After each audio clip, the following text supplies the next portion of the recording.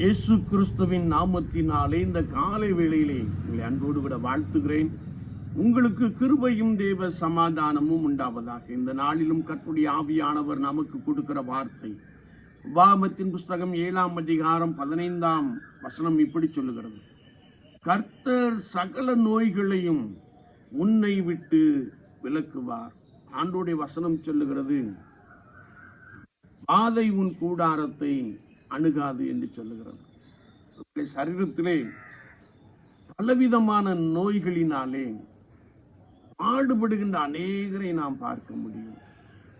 இந்த நாட்களிலே கேன்சர் என்னும் வியாதி ஒரு மனிதனுக்கு வருகின்ற பொழுது அந்த வீடு உருக்குலைந்து போவதை அல்லது வியாதியினாலே தத்தளிப்பதை நாம் நன்றாய் அறிந்திருக்க முடியும். அது மாத்திரமல்ல, இன்னும் கிட்னி ஃபெயிலியர் என்று சொல்லி பலவிதமான நோய்கள், ஒரு மருத்துவருக்கு புலப்படாத நோய்கள் இன்றைக்கு அநேகர் தொற்றி பிடித்திருப்பதையும் அவர்கள் பயந்து வாழுகின்ற ஒரு அனுபவத்தையும் நாம் விசுவாச கூட்டத்தாரின் மத்தியிலே அதிகமாய் காண முடியும். குறிப்பாக நான் கல்கத்தா மருத்துவமனையிலே படுத்து கிடந்திருந்த பொழுது இங்கே அநேகர் வருவது உண்டு. அந்த ஜனங்கள் பாவம் காலையிலே கொண்டு வந்து மருத்துவமனையிலே சேர்ப்பார்கள். இரவு ஆனவுடனே அவர்கள் அலறுவார்கள். பயத்தினாலே அலறி அலறி அலறி காலை 8 மணிக்குள் மரித்து போவார்கள். ஒருவேளை அவர்களை பார்க்கின்ற பொழுது ஒரு மரண பயம், மரண திகில், மரண பள்ளத்தாக்குள்ளே அவர்கள் சிக்கி அலறுவதை என்னால் காண முடிந்தது. ஏனென்றால் வியாதி அவ்வளவு கொடூரமானது. எனவே நான் சங்கீதக்காரன் சொல்லுகிறார், நான் மரண இருளின் பள்ளத்தாக்கிலே நடந்தாலும் பொல்லாப்புக்கு பயப்படேன், தேவரீர் என்னோடு கூட இருக்கிறீர் என்று சொல்லுகிறார். என்னை கேட்டுக்கொண்டு இருக்கிற என் அன்பு சகோதரனே, சகோதரியே, மருத்துவர்கள் உன்னை கைவிட்டு இருக்கலாம். வேளை உனக்கு உண்டான எல்லா பணத்தையும் நீ செலவு பண்ணி இருக்கலாம்.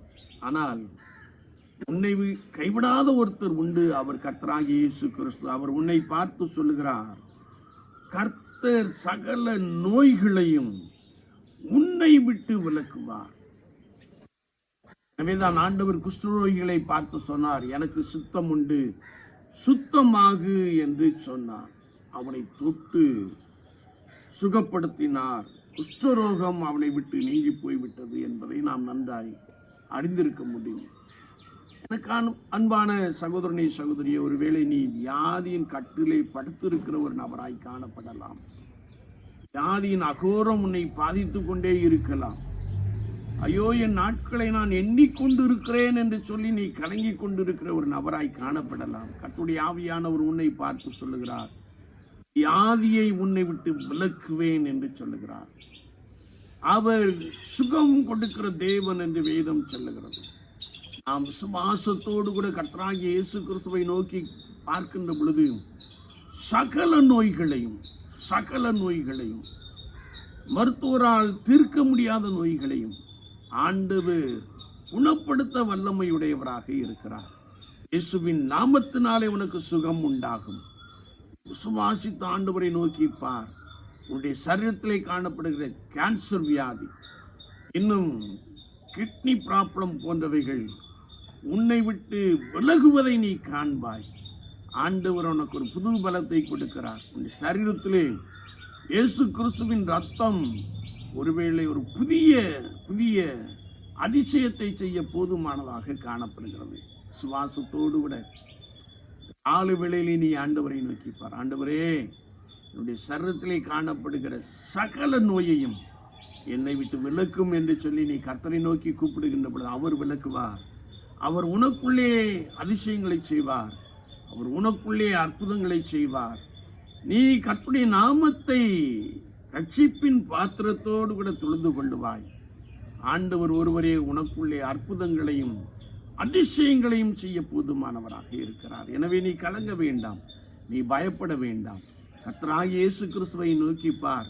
அவர் உன்னை ரட்சிப்பார். அவர் உனக்கு விடுதலை கொடுப்பார்.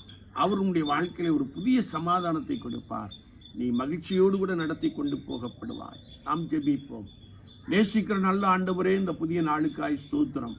வார்த்தைகளை கேட்டவர்களுக்காய் ஸ்தோத்திரம். வியாதியின் படுக்கையிலே போராடி கொண்டிருக்கிற நபர்களுக்காக மை நோக்கி மன்றாடி ஜெபிக்கிறோம். வியாதி உன்னை விட்டு விலக்குவேன் என்று சொன்னீரே, வாதை உன் கூடாரத்தை அணுகாதும் என்று சொல்லி இருக்கிறீரே. இந்த வார்த்தையின்படியே வியாதி ஆண்டவரே சரீரத்தை விட்டு நீங்கி போக பண்ணும்படியா இயேசுவின் நாமத்தினாலே நாங்கள் ஜெபிக்கிறோம். இந்த குணமாக்கும் தழும்பு உச்சம் தலைமுதல் உள்ளம் கால் வரை பாய்ந்து சொல்லட்டும். இயேசுவின் நாமத்தினாலே அற்புதம் நடக்கட்டும். அதிசயங்களை கண்டுகொள்ள கிருபை தாரும். இயேசு கிறிஸ்துவின் நாமத்தில் ஜெபம் கேளும் பரிசுத்த பிதாவே. ஆமென், ஆமென்.